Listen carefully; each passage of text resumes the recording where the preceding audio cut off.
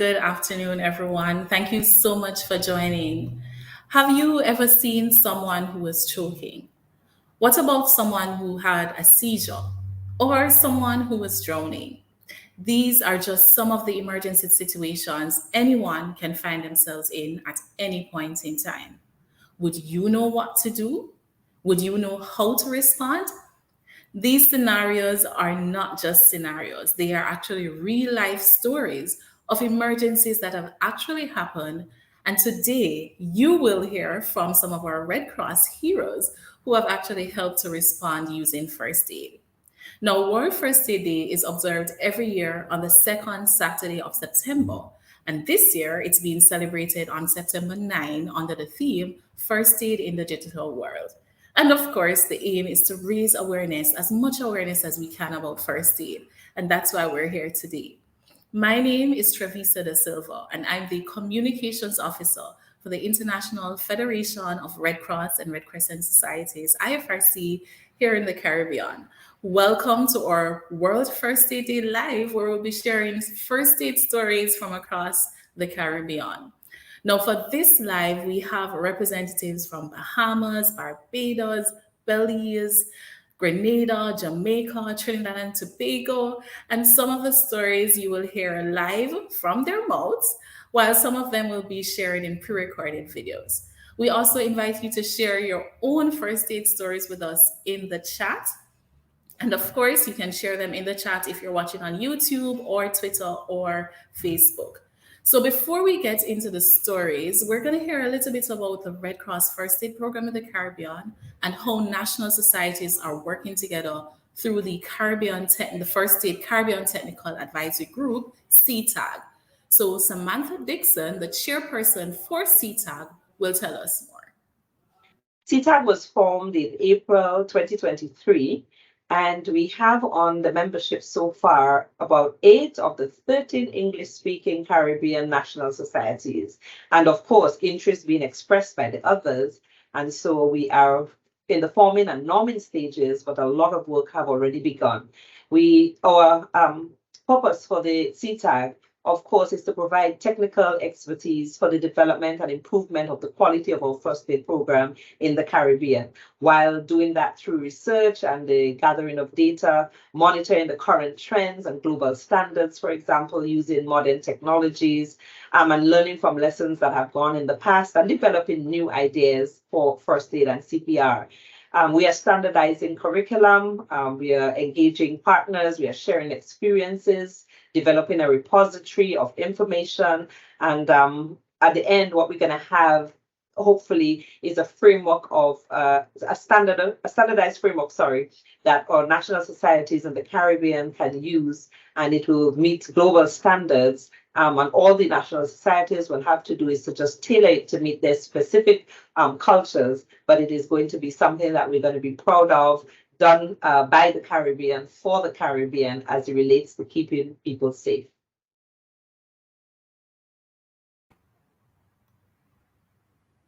All right, so there you have it, some information about the first aid program in the Caribbean from our chairperson for the Caribbean Technical Advisory Group, CTAG, for first aid. Now, let's get right into the stories. We're so eager to hear how our first aid heroes across the Caribbean have saved lives actually using first aid. And with us, we have Jacqueline Bartholomew from Grenada Red Cross. She's actually a teacher at the Blessed Sacrament Roman Catholic School in Grenada. And she's going to share with us a story of how she was able to use first aid to help one of her students. Over to you, Jacqueline.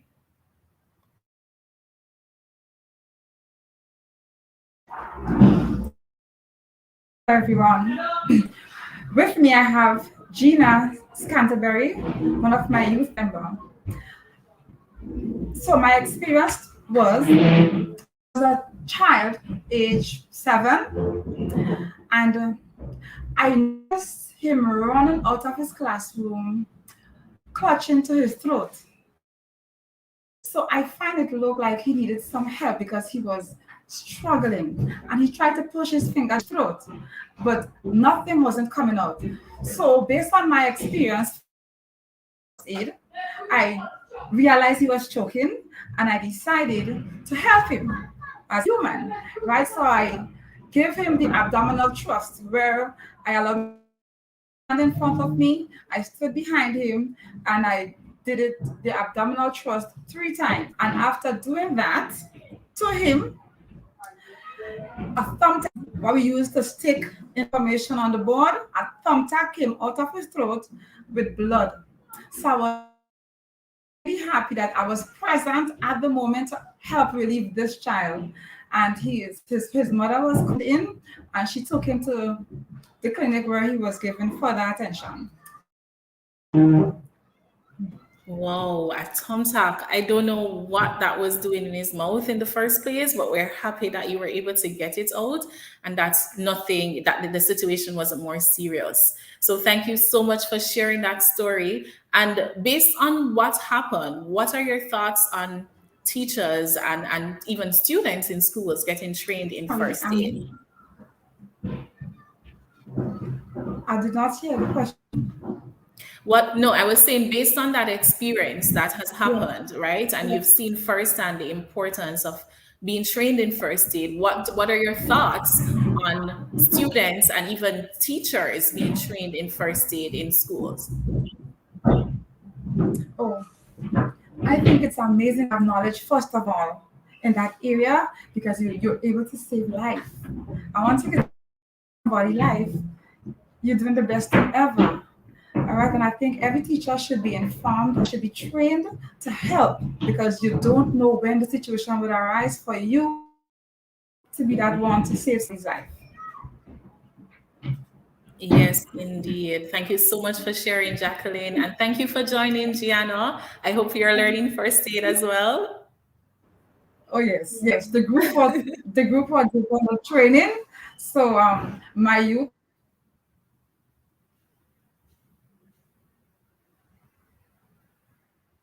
All right, Jacqueline, I think you're having some internet connections. Yes, sorry there. So Right. they'll be practicing it over time on other and when the real event arrives. All right, great. Happy to hear that they're learning first aid. Yes. Yes, I see that you're having some connectivity issues, but we could hear most of what you were saying. So thank you so much for joining and for sharing your story and keep doing the amazing work that you're doing there in Grenada with the students. All right, take care. Bye.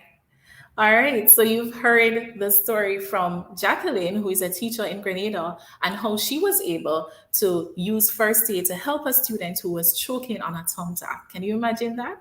Anyway, so it's important for schools, especially now that schools are opening back. We see a number of schools opening this week and some opening next week. So it's important for teachers. First aid is critical, should be a critical part of your training. But of course, you can reach out to the local Red Cross in your wherever you are, just reach out to the local Red Cross and sign up for first aid training. And of course, students, advocate, ask for training for in first aid. You can talk to your teachers and we can always reach out to the Red Cross as well for the first aid training. Now we're gonna hear from another country about a first aid story that helped to save someone. So we're gonna go over to Belize, but we don't have the representative joining us here online. They actually sent a pre-recorded video. So we're gonna have them sharing their story. Here we have Terence Woodeye, who's a first aid instructor with the Belize Red Cross. One of the recent experience was just recently, 2 weeks back, just before high school had opened. We're doing several training for the teachers. And I can recall here in Belize City at Palote High School, we were in a session having training and one of the teacher in front of me, he fell over. And right away, I had my glove on, right away I went to him and I checked. He was actually having a seizure. The rest of the teacher were shocked. I was just about to roll him on the side when he starts to recover. I started to talk to him and I asked him if he knew where he was, his name and everything. And he came back. However, in seizures, you have to make sure that the area or surrounding is very safe. If there's obstacle, you want to clear the desks and chairs, and that is what we did. We have him stay on the ground for a amount of time. He wanted to get up quickly, but we told him, you know what, just let's rest. We put him in a recovery position. We spoke to him, and he was there a while, and then we put him to set up, and then eventually he came back. One important first tip I'd like to share is that when it comes to seizure or different injuries, safety is very important. Always make sure your surroundings, you as an instructor, you as a responder that is working, make sure you're safe from any harm. Don't put yourself at risk. Safe for yourself first, and next to those who are injured. Safe for them as well.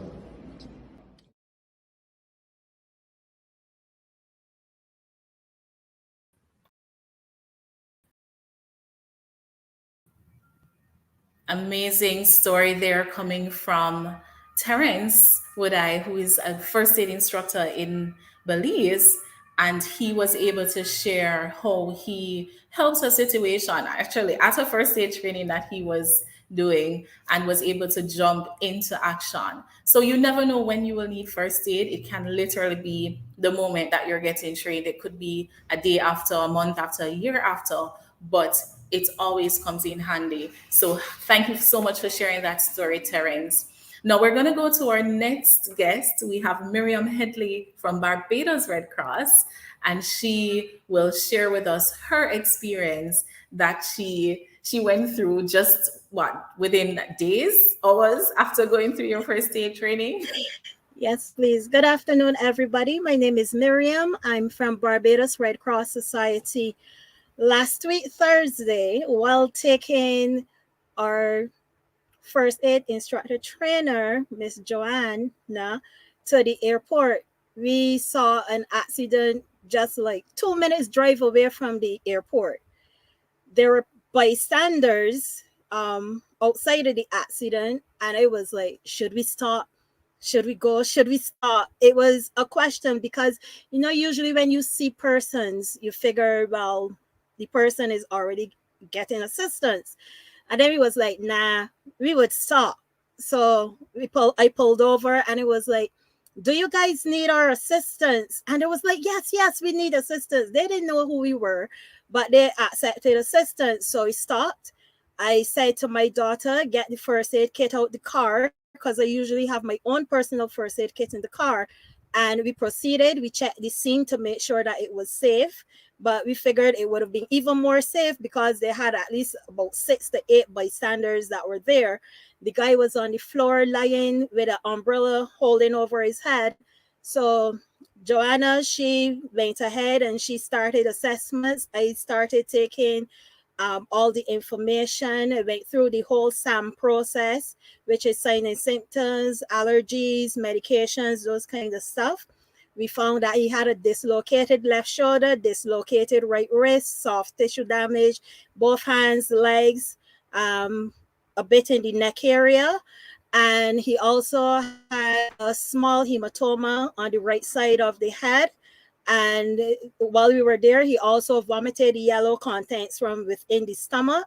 But when we also asked if the ambulance had been summoned, they said yes. And like within a space of like 3 to 5 minutes, the ambulance came and we passed over the information. We passed him over to the ambulance crew and we said, okay, well, wish you better. And then we were on our way to the airport. So I always say to persons, you should always try to be first aid certified, because you never know when you may come across an incident that may require assistance from trained personnel. But always remember that you're supposed to do what is within your scope of training and not more than what you are trained to do. It also helps to carry a basic first aid kit within your vehicle if you're driving, because again, you never know when you may need one. Your help could be the difference between life or death for a person. And that has been my latest experience so far for first aid. But I've been a volunteer in the first aid section since 2018 and now have become an instructor as of last week, Wednesday. So yeah, I'm looking forward to continuing being of assistance to anybody who's in need. That's my experience.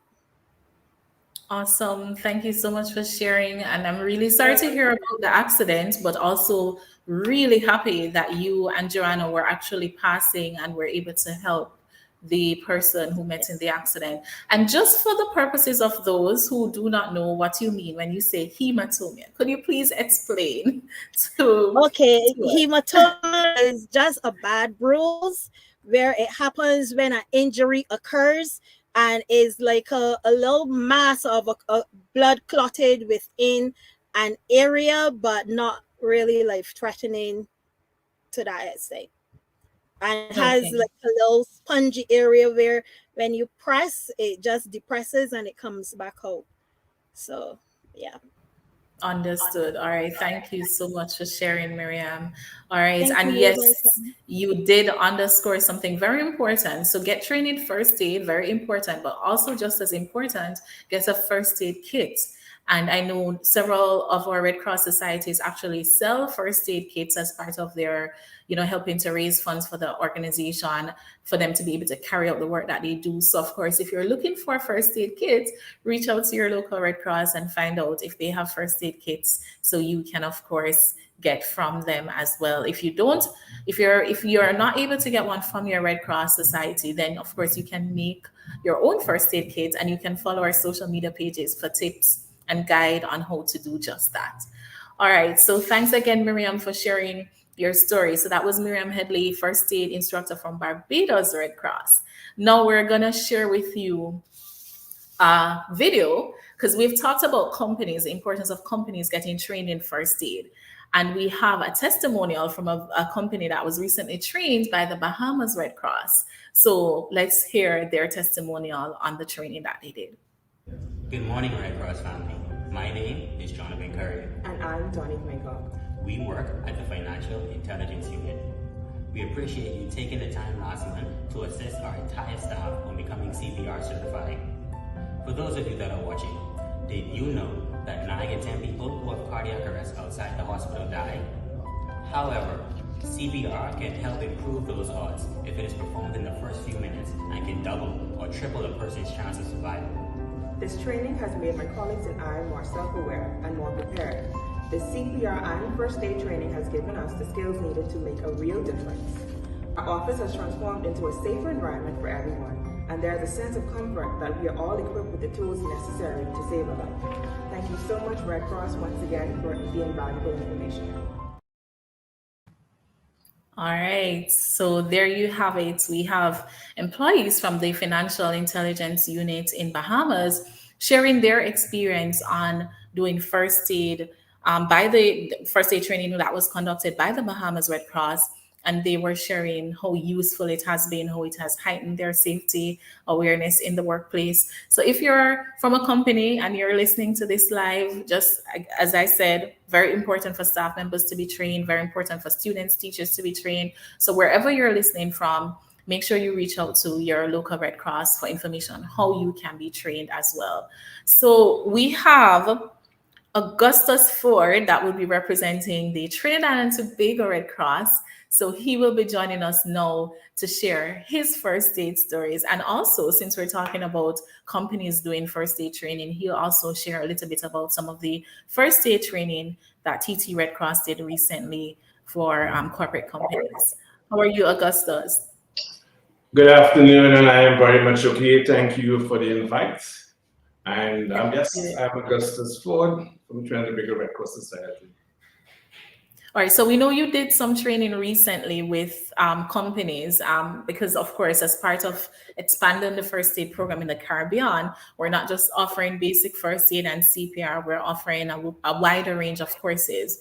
And you recently did wilderness first aid, I understand. Can you tell us a little bit about what is wilderness first aid and the training that you did recently? Because I understand you trained like close to 100 persons in a series of trainings.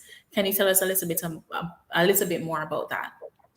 Well, Wilderness First Aid is a program that for us, we do a 3-day program. So you have 2 days in the classroom and 1 beautiful night in the wilderness somewhere. And of course, it's very exciting. It's first aid, but a lot more than that because remote. It means to say that once you're an hour away from any sort of ambulance or any sort of medical facility, you're in the wilderness. And therefore, we were to train the Ministry of Agriculture, Land and Fisheries, and they have a lot of persons who are officers in different areas, forest rangers, persons who see about snakes, persons who go deep into the forest and spend days looking at forestry. And we were able to train them and get them ready. An experience, of course, they'd never had before. And I mean, with all the experiences that they've had, because these are guys who are walking out because we went, I said, in the middle of the night or 12 o'clock, we are in the forest area. And these guys were able to spot snakes and different types of stuff there that we wouldn't see because, again, they're trained to do so.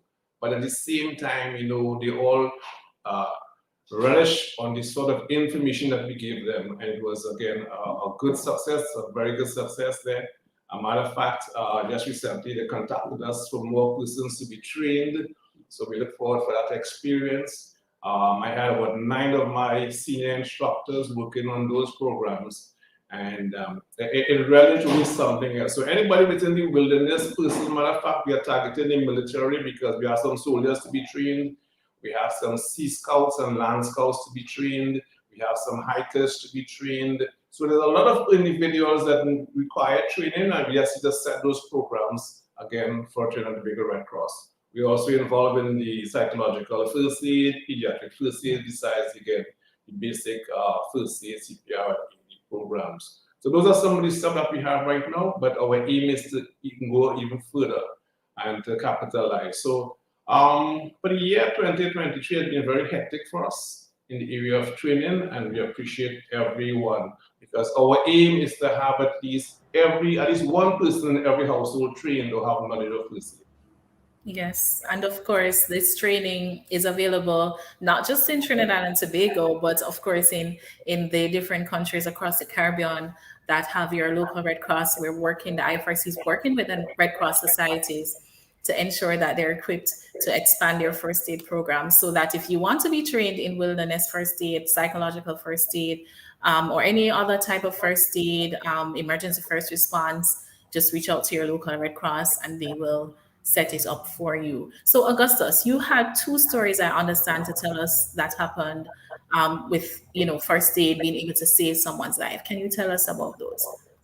Right. So the first story that I want to share with you is a story that I will never ever forget. There are times which I will share it while I'm conducting classes, but this is a story where I was conducting a first aid class in a rural area in East Trinidad. And as soon as I completed the rudiments of CPR, I just heard this sniffle from the back of the classroom. And turning in that direction, I observed this middle-aged lady wiping her tears away. So, of course, you know, believing that I might have said something to disturb the lady's spirits, I jokingly asked the lady, I said, "What did I do wrong to you, ma'am?" And to my astonishment, well, then truly, she said, this is what she said. She said, "Sir, if only I was blessed with this sort of information about 3 months ago, my husband would have been alive today." She said, "My husband started to complain of a chest pain, and then he began perspiring profusely. And she said, you know, as a caring wife, I held him in my arms, I lovingly rocked him. Suddenly, he went unresponsive. She said, I froze with fear. She said, sir, my husband died in my arms, and I just did not know what to do." I mean, she had the whole class there that's silent.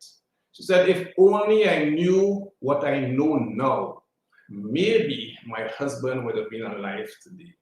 And then she thanked us and she thanked the Red Cross for the training that she received. And she said that, you know, should she ever come across a situation or anybody in a thing like that, she will know exactly what to do, because she believed that she's more or less fully prepared, you know, to deal with it.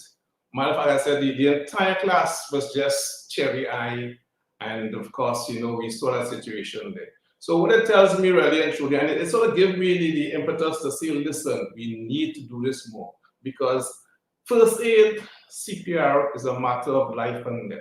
And whatever we can do to save a life, you know, and as I said, if only she had this information just 3 months before, she too would have, you know, save her husband life having that information. So that's just one of my stories I wanted to share with persons because, again, it is real. Thank you so much for sharing that. And we want to ensure that nobody is ever put in a position like that again, where they could have done something, but they didn't know what to do. So if you want to ensure that you know what to do just in case anything happens, then of course, ensure you get trained in first aid. All right.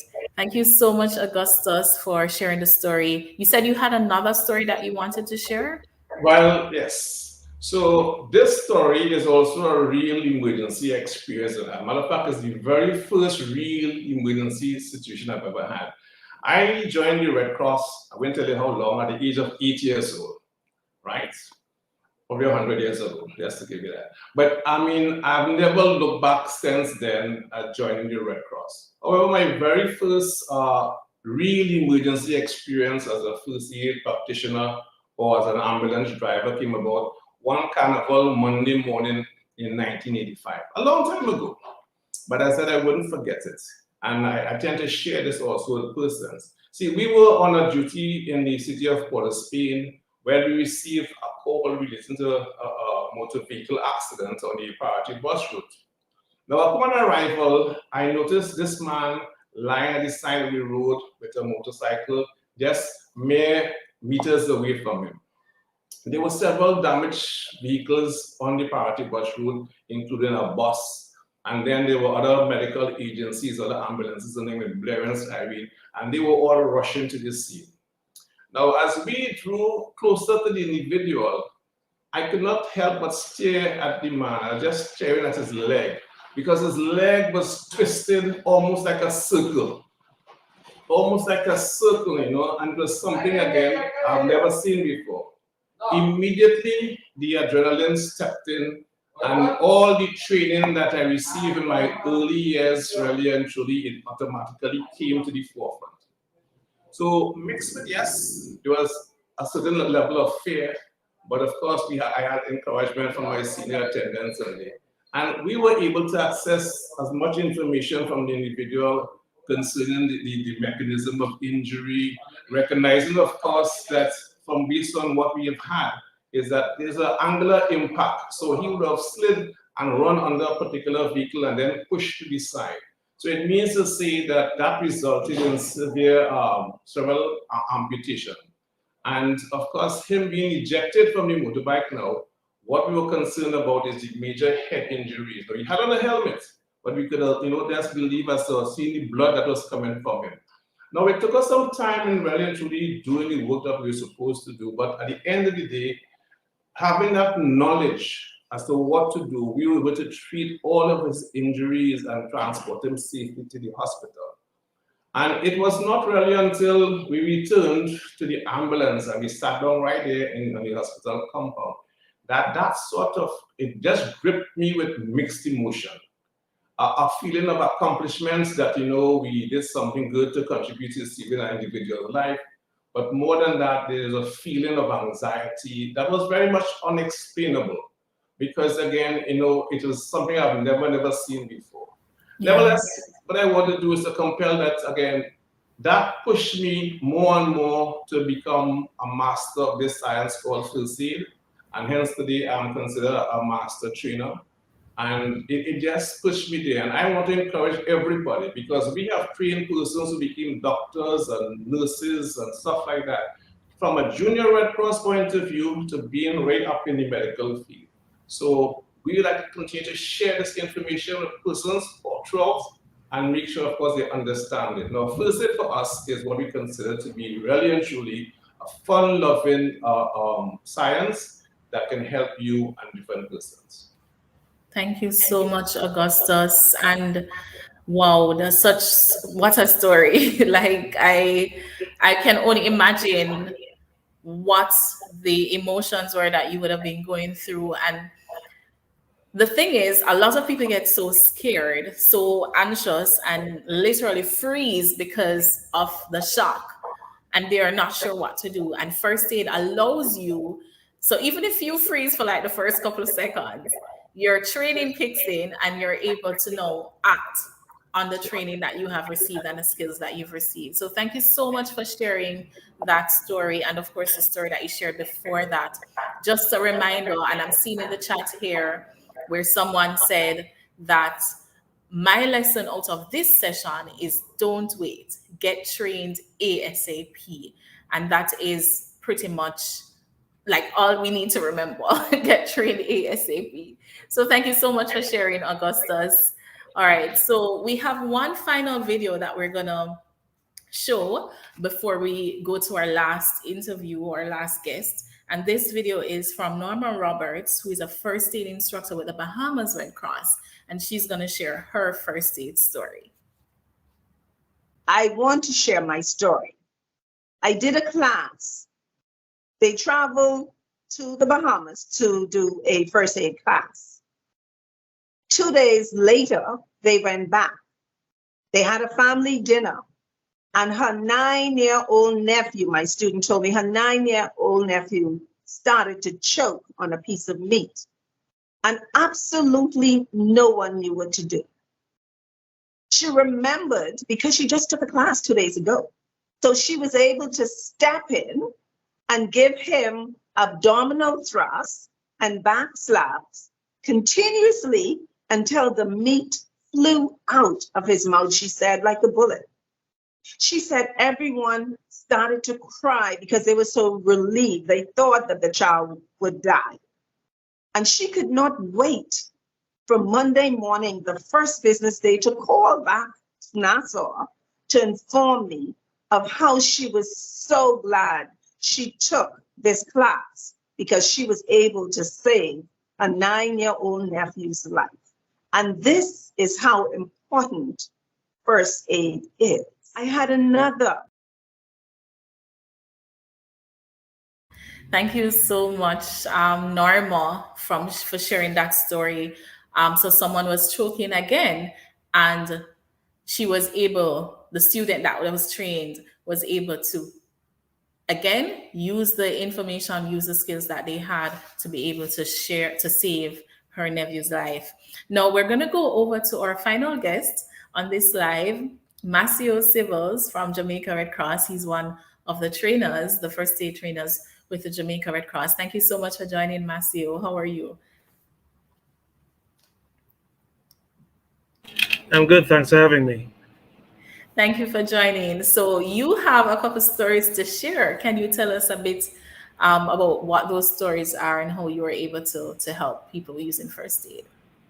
You see, there are so many instances where you have incidents and you just happen to be on the scene. We used to have a trainer, person that trained me, Mr. Adams, who would just unfortunately or fortunately for the persons be at a scene when there's an incident or an accident. And after a while, it started to happen to me. I have so many stories, but I picked the two that were right off the top of my head. I was in. Let me do the second story first. I was in Westmoreland at the time, and we were asked to train some teachers at school. So went to the school. Unlike any other institution, some persons didn't think it was necessary. They didn't want to do it. They weren't interested. It's like, I'm not going to use it anyway. Why are they forcing me to do this? And so there was this one lady that stood out, and she didn't want. She's like, it doesn't make any sense. You have me here. I have other things I need to do. And I coaxed her and I said, all right, I know you don't want to be here, but if you could just help me out for the day. And everything that we do, you help me with the demonstrations, and we're going to go through. And at the end of the day, when you finish, and tomorrow morning when we're doing the tests, you go through and it just help me out. Be my assistant for the time. And she reluctantly, came around and she did it, and she got into it. And I think it was maybe about 5 or 6 months later, I was walking in the plaza, and she ran up to me and she just hugged me and she started crying. And I was like, first I didn't recognize who she was. So I'm wondering, who's this crazy woman that was going to hug me up, right? And then she says, you saved my son. And I'm thinking, no, I didn't. She's like, "You saved my son." And I'm like, "What happened?" And she's like, "You remember me?" And I looked at her and I was like, "Oh, my teacher friend, how you do?" She's like, "My son got hit off his bicycle and he broke his leg. He had like deep lacerations and he was bleeding profusely all over the place. And I remembered what you trained me to do, how you trained me to stop bleeding, how you trained me to splint, how you explained to me what I should do for somebody who has traumatic injuries from a motor vehicle accident." She remembered all of it. It came flooding back, and she was able to secure him, package him, and get him to the hospital on private transport because the ambulances weren't able to come. And the doctors told her if the life-saving intervention wasn't taken, the boy wouldn't have made it.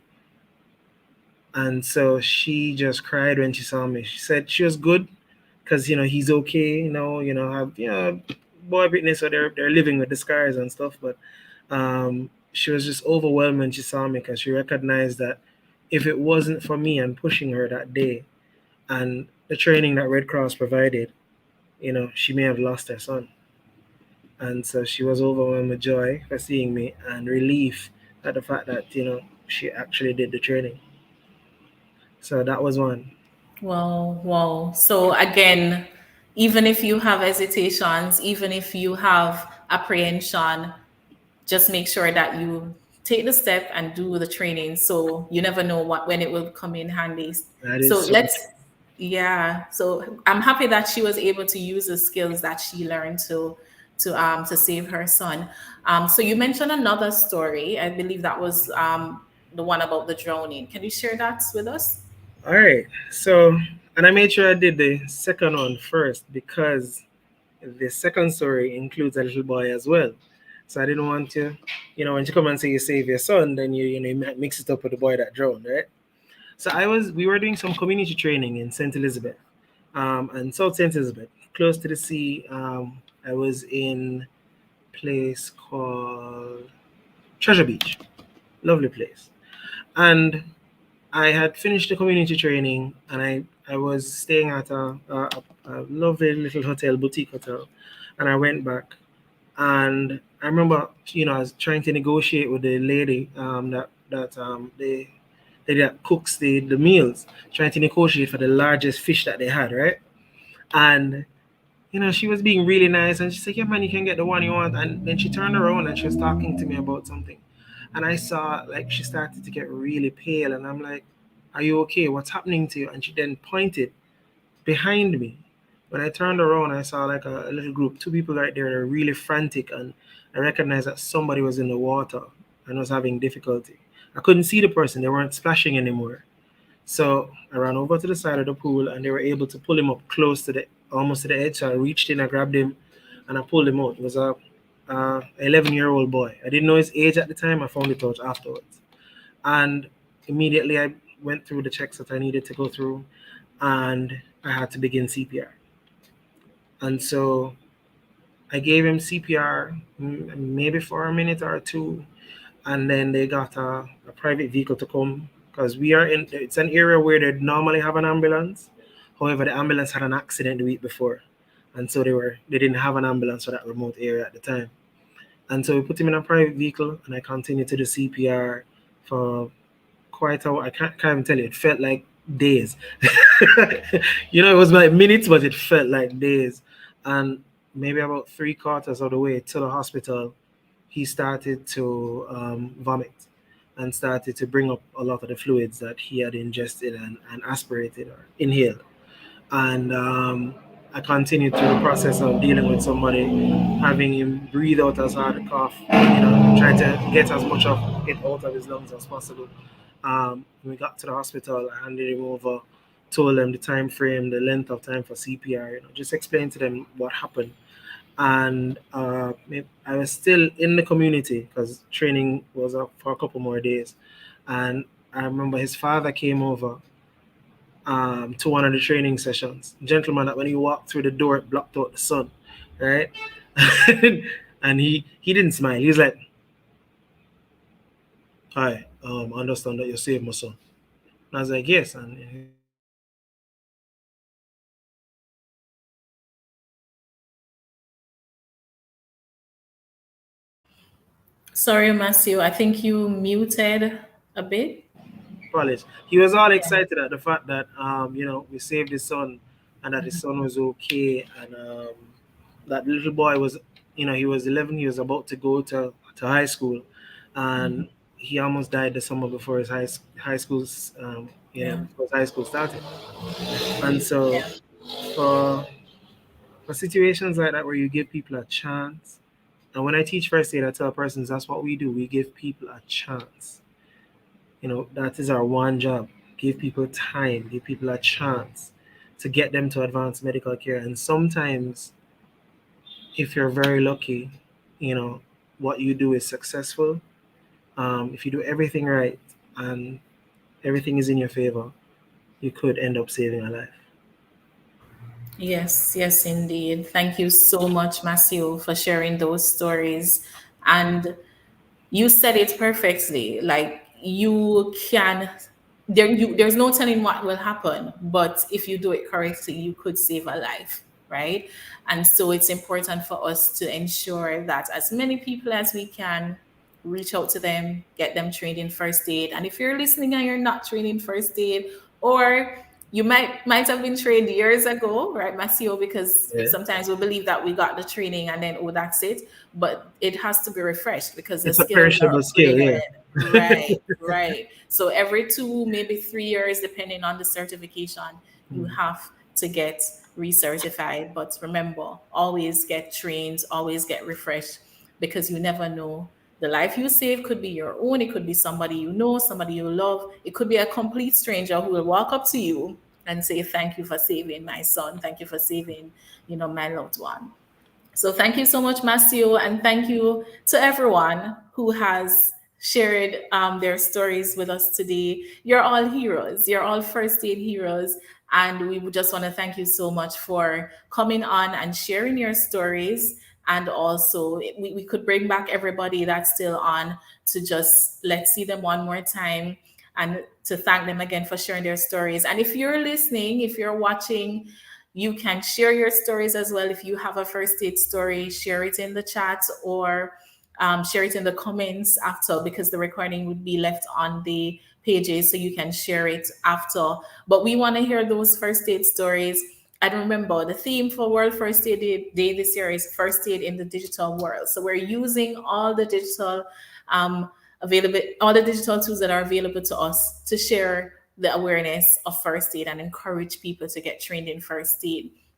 We will also be sharing some first aid demonstrations and tips throughout the month of September. So feel free to look out for these on our social media pages. And of course, we can't underscore it enough. Ensure that you reach out to your local Red Cross to get trained in first aid, to find out about owning a first aid kit. First aid is a fundamental skill and it can provide effective, rapid intervention to help reduce injury and suffering, and as was said earlier, improve the chances of survival for someone who is in need. So please ensure that you get trained. Everyone has the capacity to save lives. Everyone can save lives through first aid. All right. So thank you so much again for joining, everyone. Thank you to those who have been watching, who have been listening. Thank you for tuning in.